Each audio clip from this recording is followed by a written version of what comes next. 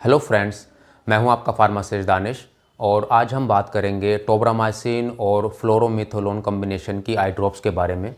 Friends, इस आई drop को आंखों के बैक्टीरियल इन्फेक्शन को ठीक करने के लिए यूज़ किया जाता है। तो आज हम टोब्रामाइसिन और फ्लोरोमिथोलोन कॉम्बिनेशन की आई ड्रॉप की स्ट्रेंथ, इसके कुछ फेमस कुछ पॉपुलर ब्रांड्स, इसके यूजेस, किस तरह से वर्क करती है, इसको किस तरह से आंखों में डालते हैं, इसको यूज़ करने से क्या क्या साइड इफ़ेक्ट्स हो सकते हैं और इसको यूज़ करते समय हमें किन किन बातों की सावधानी रखनी चाहिए, इस बारे में बात करेंगे। तो चलिए फ्रेंड्स, स्टार्ट करते हैं। सबसे पहले बात करें टोब्रामाइसिन और फ्लोरोमिथोलोन कॉम्बिनेशन के आई ड्रॉप की स्ट्रेंथ के बारे में। तो इसमें टोब्रामाइसिन 0.3% वेट बाय वॉल्यूम और फ्लोरोमिथोलोन 0.1% वेट बाय वॉल्यूम की स्ट्रेंथ में आती है। बात करें इसके कुछ फेमस कुछ पॉपुलर ब्रांड्स की, तो ये टोबा एफ के नाम से आती है जो कि सन फार्मा कंपनी का ब्रांड है। FMLT के नाम से आती है जो कि एलर्जन कंपनी का ब्रांड है। टोबा स्टार एफ के नाम से आती है जो कि मैनकाइंड कंपनी का ब्रांड है।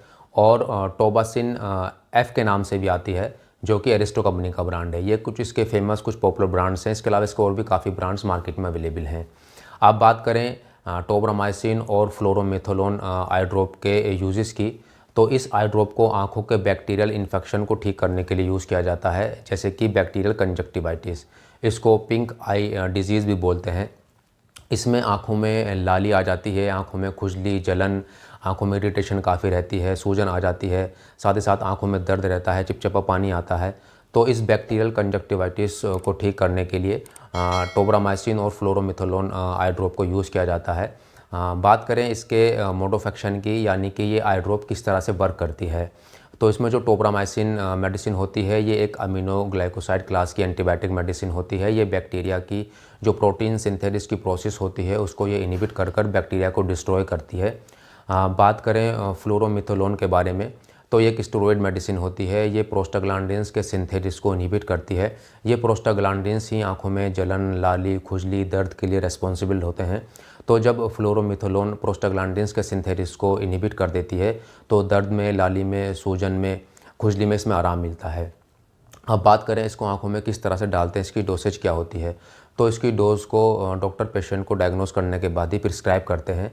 इसकी जो जनरली डोज़ होती है उसमें अगर इसकी पेशेंट की एक आँख में इन्फेक्शन है या दोनों आँखों में इन्फेक्शन है तो उसमें इसकी एक एक बूंद दिन में 2 बार सुबह शाम, या ज़्यादा आवश्यकता पड़ने पर दिन में 3 बार सुबह, दोपहर, शाम भी डालते हैं।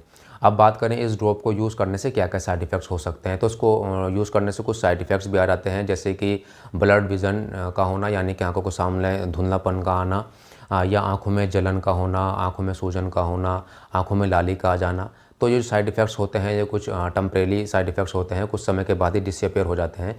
और अगर ये साइड इफ़ेक्ट्स आपको रेगुलर लंबे समय तक बने रहें तो आपको अपने डॉक्टर से ज़रूर कंसल्ट करना चाहिए। अब बात करें इस आई ड्रॉप को यूज़ करते समय हमें किन किन बातों की सावधानी रखनी चाहिए।